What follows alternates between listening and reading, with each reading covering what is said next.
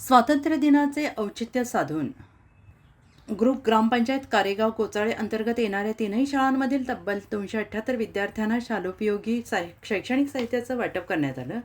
लिंगायत संघर्ष समिती आणि लिंगायत फाउंडेशन नाशिक यांच्या संयुक्त विद्यमाने जिल्हा परिषद ASO शाळा कोचाळे येथे हा सामाजिक उपक्रम उत्साहात पार पडला.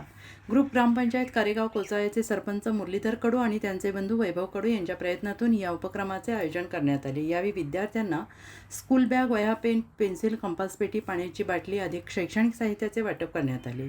या कार्यक्रमाला लिंगायत फाउंडेशनचे संस्थापक अनंत ददने, लिंगायत संघर्ष समितीचे अध्यक्ष संदीप झारेकर, चिटणीस सुधीरजी भुसारे, समितीचे सदस्य मोखाडा तालुक्याचे माजी सभापती प्रदीप वाघ, किनिस्ते गावचे सरपंच योगेश दत्ते, सदस्य हनुमंत फसाळे यांची प्रमुख उपस्थिती होती.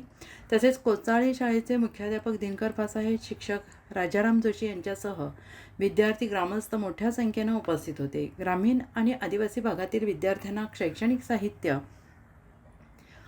आणि उपलब्ध करून देत त्यांच्या शिक्षणाला प्रोत्साहन देणारा हा कार्यक्रम ठरला. साहित्य मिळाल्याने विद्यार्थ्यांच्या चेहऱ्यावर आनंदाचे हास्य फुलले. स्वातंत्र्य दिनाच्या निमित्ताने सामाजिक बांधिलकी जपत राबवण्यात आलेल्या या उपक्रमाचे ग्रामस्थांकडून कौतुक करण्यात आले.